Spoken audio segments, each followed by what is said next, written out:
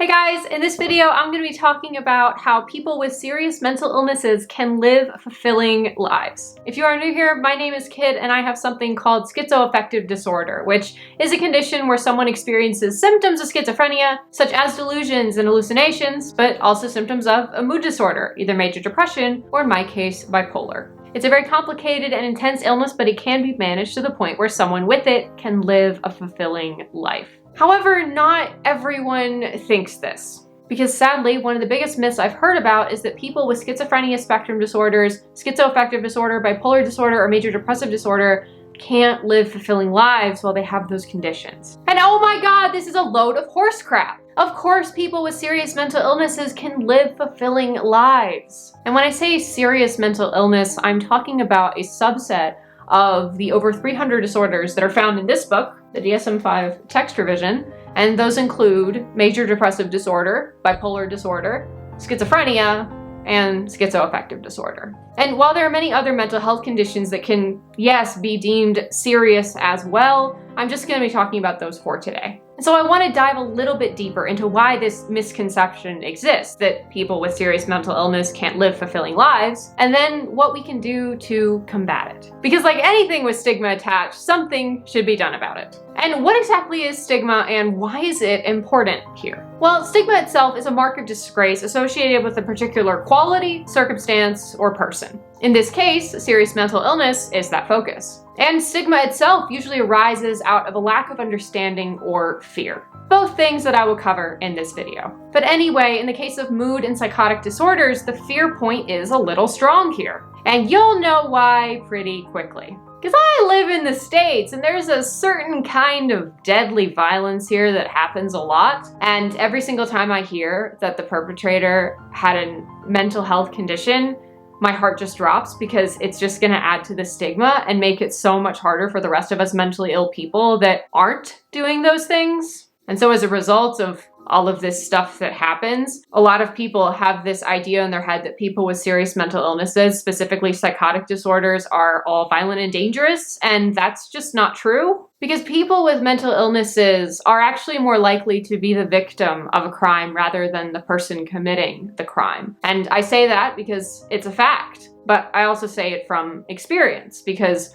while I have never hurt anyone, people have hurt me multiple times, and that's all I'm going to say about it in this video. But there was a paper I read a while back that looked at whether people who had psychotic disorders were more likely to commit violent acts than the rest of the general population. What they found was that it wasn't the psychosis that was the major risk factor for people committing violent acts, but it was more commonly comorbid substance abuse issues, which increased that risk, and substantially at that. And even those that do have substance use disorders are also not all violent and dangerous. But these misconceptions are still running rampant through the media, and because of that, we still have stigma. And in addition, those with mood disorders like bipolar disorder often have this reputation of being crazy because when they're in episodes, they might do things they wouldn't normally do. Mania, when untreated, can wreck relationships and lives very, very quickly. And depression can do the same. And so as a part of that, people assume that even with treatment, these people are still in the acute phase of their disease that landed them the diagnosis in the first place. And people will avoid them as friends and they'll avoid them as romantic partners. And it's honestly kind of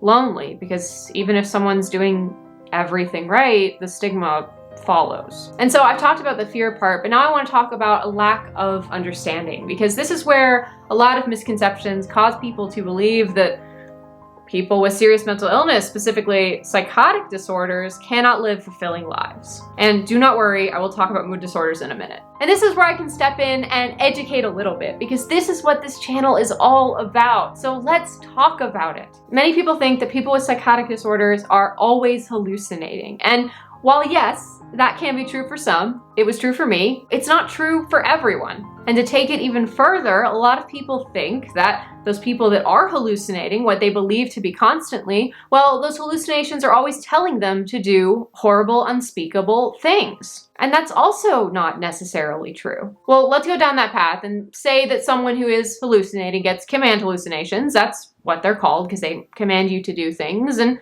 so they hear those things, and what happens then? Well, why, yes, they can choose to do those things, that is an option, the vast majority of people with psychosis that experience command hallucinations, me included, can just say no. Seriously, we can say no. It's an option. It might be difficult sometimes, and difficult might even be putting it mildly, but just because I have a voice in my head telling me to do something awful doesn't automatically mean I'm going... Oh my gosh, Beesling. Beesling is trying to take over. Beesling is taking over! I never like Beesling. Oh my god. Okay, Beesling. Okay, so we got Beesling here. So just because I have a voice telling me to do something absolutely awful doesn't automatically mean I'm going to do it. And yes, it might be difficult to actually not do that thing, difficult to say no, because, you know, you hear the same thing repeated over and over again. But again, I can say no. We can say no. Saying no is an option. But the media really likes to play this kind of thing up, and don't believe them. And a lot of people believe that all people who have schizo in their disorder are paranoid and think others are after them constantly. Another myth that isn't true. In my entire time with this awful condition, I've never once been paranoid that anyone is after me. But I've had people in my life automatically think I am when I tell them I'm a little schizo. And actually, paranoia in schizo disorders is quite common. It's actually very common, but that doesn't mean that it happens for everyone. And actually the same thing about what I just mentioned earlier about people thinking that those with psychotic disorders are hallucinating all the time. Well, people think that people with mood disorders are constantly in a mood episode all the time. Me personally, I'm not always in an active mood episode where I'm traveling irresponsibly or going on a spending spree. Most of the time, I'm just riding the gentle waves of medicated cyclothymic bliss. And people with mood disorders and mood symptoms can go months or even years in between episodes with proper treatment. And not every person with major depressive disorder is depressed all the time as well. For many people, symptoms come and go, and episodes by nature end. If they didn't end, we wouldn't be calling them episodes. Now, for some people, there might not be relief in between episodes, and my heart goes out to every person that ever struggles with that. But for the vast majority of us, there are what I like to think of as rest periods in between episodes. And they can be days, they can be weeks, they can be months, or they can be years. But I think because of these perceptions, these myths, these assumptions, people believe that the people with these serious mental illnesses can't live fulfilling lives because they believe they're always going through the acute phase of their illness 24/7. And like I just said, for the vast majority of us, that's not true. And I want to make a really quick note here that if you're interested in learning a little bit more about what it's like living with a serious psychotic disorder, I talk all about my experience with schizoaffective disorder on this channel. I talk about what it's like having a psychotic break. I talk about my daily struggles with the disease and many, many more. And I've linked all my favorite videos in the description box down below. So check that out when you're done with this video if you want to learn more. Anyways, not everyone with a serious mental illness is always in an episode. And many people find that their disorder actually gets better over time. I'm also holding out on that one because it hasn't gotten better for me, but I'm still young. But beyond those myths that I just listed, where did all of this come from? Well, this is what I think. In the early days of mental health treatment, anyone who had any kind of mental illness was locked away, not talked about, not thought about, and not treated well. And because of that, it's obviously very hard for someone to live a fulfilling life. Like in the 1950s and before, there was a lot going on in the mental health world. Heck, even the first DSM, the book that we're all diagnosed with, didn't come out until 1952. And so these people who were locked up and shut away and not talked about, they couldn't get relief from their symptoms. I mean, gosh, back then, like, psychiatrists knew next to nothing about most mental illnesses, let alone serious ones. I mean, honestly, they thought every possible psychiatric condition you could have was merely a reaction to one of life's many problems. Because yes, every single disorder in the first DSM was categorized as a reaction. For example, and I'll throw it up here on the screen, schizoaffective disorder wasn't schizoaffective disorder, it was schizophrenic reaction schizoaffective type. And so I can say that for the people whose troubles never end, who never get relief from their episodes because they have no medications, no therapy, no help, well, those people, they can go mad.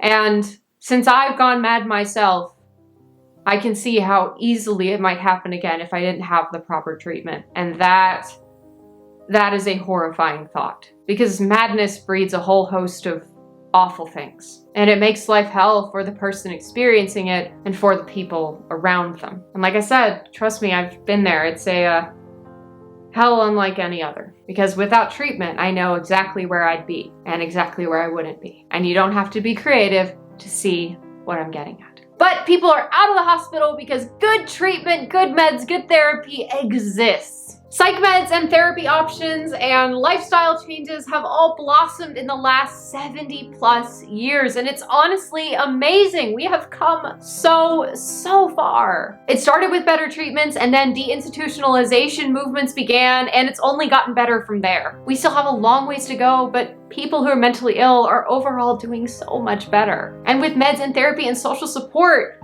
we can be happy. I'm happy. I'm fulfilled. Thanks to modern medicine, I have a chance at life. And a lot of other people in my shoes with these serious conditions would say the same. I might not be living my dream of being a plastic surgeon, traveling the world with Operation Smile, doing surgeries on kids with cleft lips, but you know what? I'm living a life that I'm content with, and that's something. And I'm not stuck in a hospital. Oh my God, I'm not stuck in a hospital. And I still struggle a lot with my symptoms on a daily basis, and sometimes my meds don't work as well as they normally do, and sometimes I have to take time off work to deal with the disorder. I mean, I am disabled. I can't forget that. No matter how happy and content I am, I'm still disabled. But things have come such a long way, and I'm so glad I was born in a time where help for people like me was available. And honestly, I think anyone with a serious mental illness can be fulfilled in their own way. They can live a fulfilling life in their own way, because now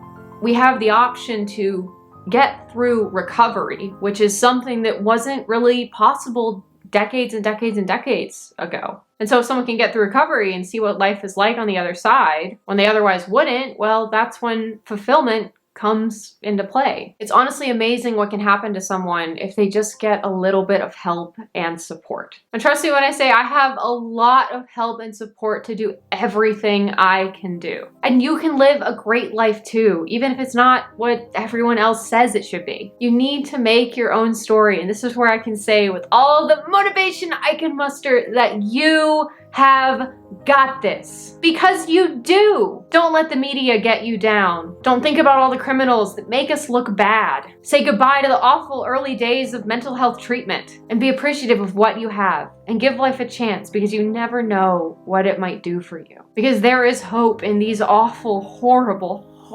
illnesses. There is life after diagnosis. And it can be so insanely beautiful, even when there's periods of immense and profound pain. So hang in there, keep going, you can do this. And that's all for this video. I would absolutely love to hear you guys' thoughts on this. And this was more of an opinionated video, a hypothesis video, rather than my educational or personal story videos. So let me know if you liked it and if you want to see more content like this. There is a comment section down below, and you guys know I am in there after every single video. But if that's too public, you can reach out to me on Twitter and Instagram. I am at SchizoKitzo, and I love talking to you guys about mental health. And so thank you for joining me and Beesling and Madam B and making the uncomfortable comfortable. We will all see you in the next video. Bye bye.